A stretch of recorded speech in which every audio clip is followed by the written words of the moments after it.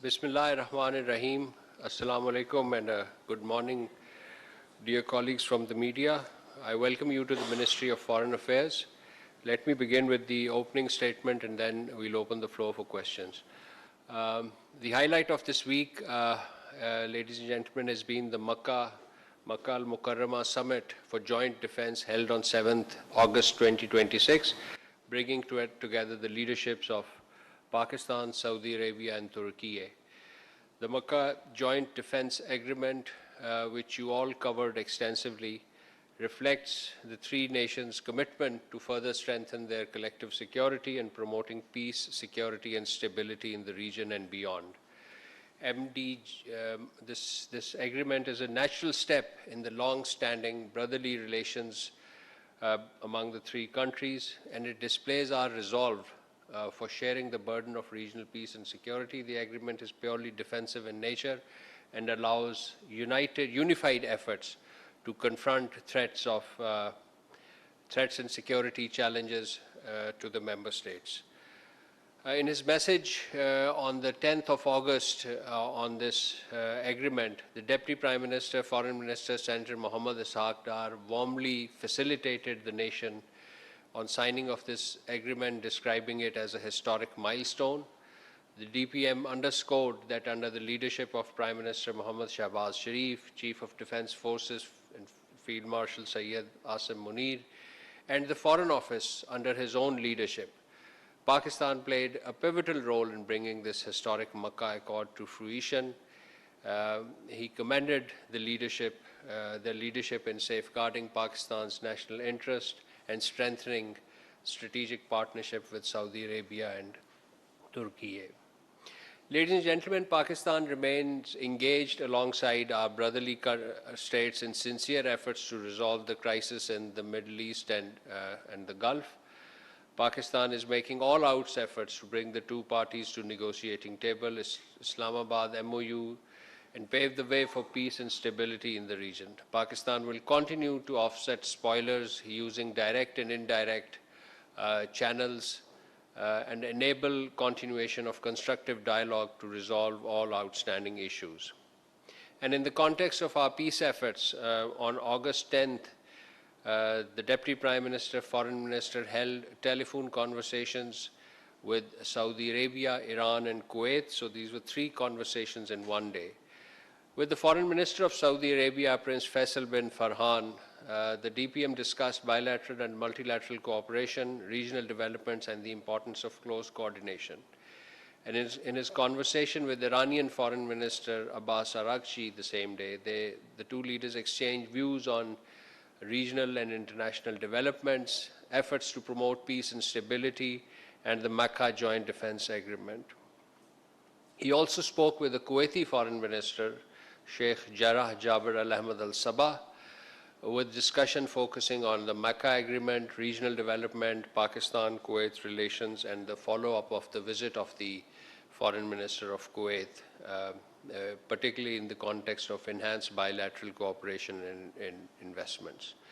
And on August 11th, the Deputy Prime Minister and Foreign Minister spoke with the Bahraini Foreign Minister, Dr. Abdul Latif bin Rashid Al Zayani, who congratulated him on the signing of the Makkah Defense Agreement and expressed his intention to visit Pakistan. DPM welcomed the proposed visit and reaffirmed Pakistan's commitment to dialogue and diplomacy for regional peace and stability. Ladies and gentlemen, Federal Minister for Interior, Mr. Mohsen Naqvi, is visiting Tehran these days for meeting with senior officials, Irani officials. His visit provides an opportunity to discuss bilateral relations, security-related matters, regional developments, with a particular focus on efforts to promote peace, stability, and constructive engagement amongst the parties in the region and regional developments. Ladies and gentlemen, the Deputy Prime Minister, Foreign Minister, Senator Mohammad Ishaq Dar remained actively engaged in the diplomatic outreach, including important bilateral telephone conversations with his counterparts and other international leaders. On August 9th, he spoke with the Canadian Foreign Minister, Ms. Anita Anand. They exchanged views on regional developments, including the recently signed Makkah Agreement, and the evolving situation in the US-Iran context. The situation in Palestine, particularly East Jerusalem, was also discussed, and they agreed to remain actively engaged in their bilateral interactions. On the same day, the DPM spoke with the Foreign Minister of Senegal, Mr. Cheikh Niang. The two ministers expressed their commitment to further strengthening Pakistan-Senegal bilateral relations and furtherance of all issues on mutual interest. They agreed to enhance ongoing cooperation and coordination at multilateral forum, particularly at the United Nations.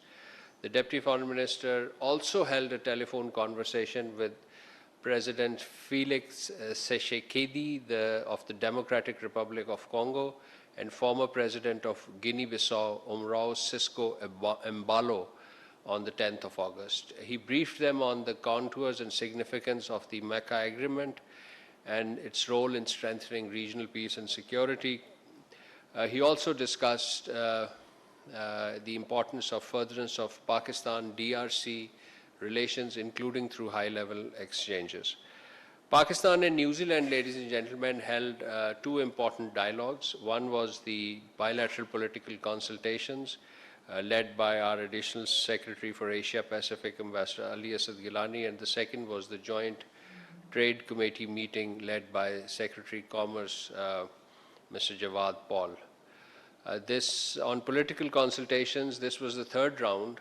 This was the third round of the Joint Trade Committee meeting. The two sides covered bilateral relations, explored avenues of enhanced cooperation in economic development, in science, technology, education, counterterrorism, and people-to-people contact. They agreed to enhance mutual cooperation on all multilateral forums, particularly the United Nations. At the Joint Trade Committee meeting, the sides discussed strengthening bilateral trade and investment, particularly agriculture, livestock, information technology, education, and service. Importantly, the two sides discussed cooperation in sustainable agriculture, wool production, and plant protection.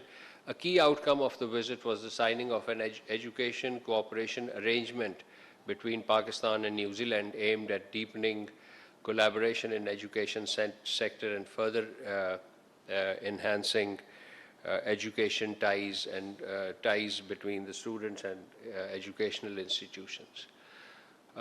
Ladies and gentlemen, with this I conclude my opening statements and open the floor for question. Ji Zishan.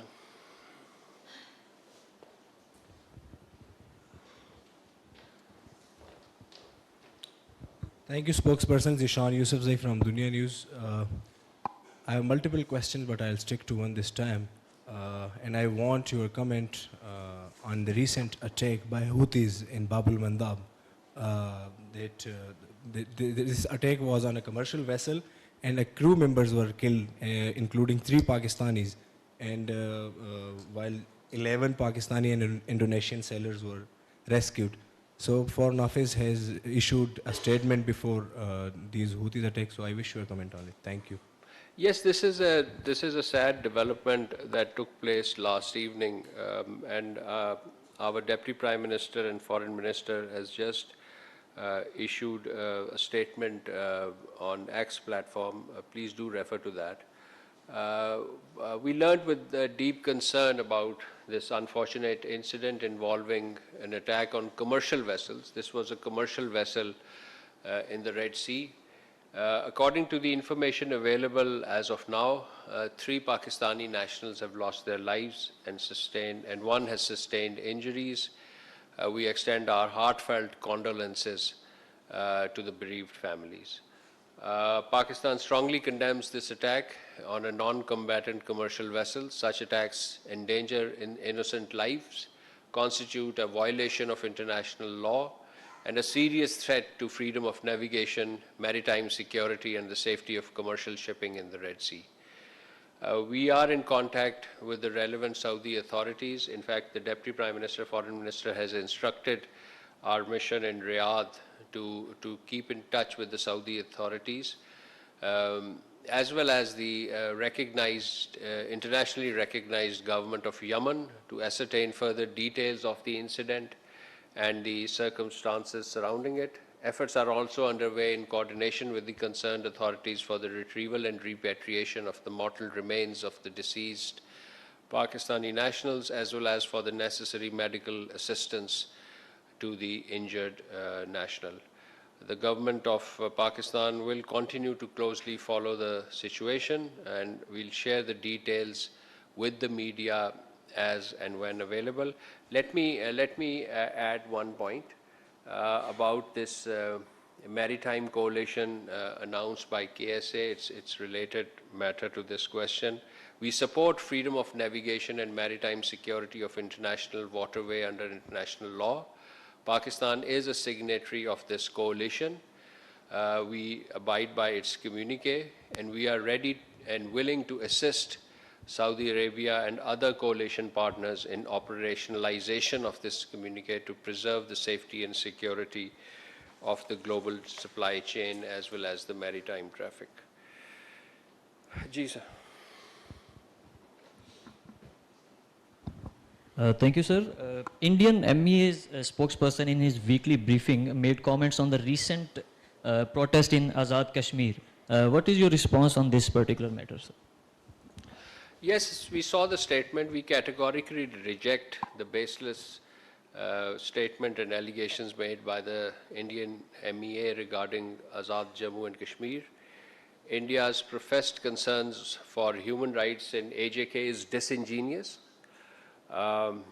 given its own well-documented record of repression in Indian illegally occupied Jammu and Kashmir, including excessive use of force, arbitrary detentions, suppression of political freedom, and sweeping powers of security forces under the draconian laws enacted there. India's deliberate exaggeration and politicization, it's important to note, exaggeration and politicization of recent developments in AJK is quite misleading, and it cannot divert attention from the stark realities in Indian illegally occupied Jammu and Kashmir.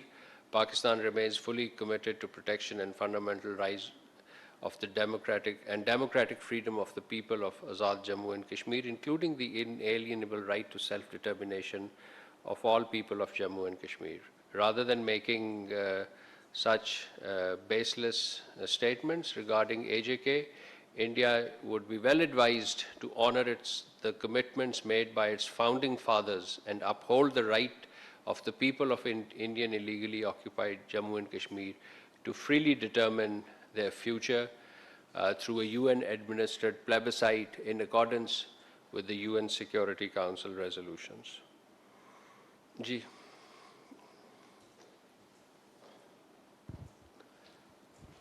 Thank you, sir. This is Kiran from Khorasan Diary. The US State Department, in its Fiscal Transparency Report 2026 that was issued on 11th August, said that Pakistan did not meet the US Department of State's minimum fiscal transparency requirements, including regarding debt disclosure, military and intelligence agencies' budgets, and institutional oversights. Does the ministry view this assessment as unwarranted interference in Pakistan's sovereign fiscal policies, and will this be raised in the bilateral talks with Washington? Yeah, this is a development that took place yesterday, and we have seen the US Department of State's Fiscal Transparency Report of 2026, which is mandated by the US Congress, I understand. Pakistan is included amongst the 67 countries for not meeting this minimum criteria. There are other 66 countries.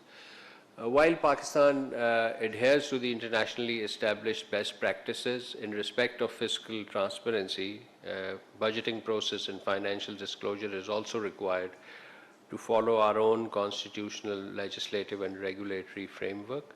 As you are aware, Pakistan is currently in an IMF program, which is, by its design, is focused on structural reform and improving fiscal management. Pakistan has successfully completed 3 IMF reviews and its reform process and the measures taken under the process have been widely appreciated, including by the credit rating upgrading by the 3 international rating agencies as well as IMF. And I'll also refer you to Ministry of Finance for further questions, for further information on this subject.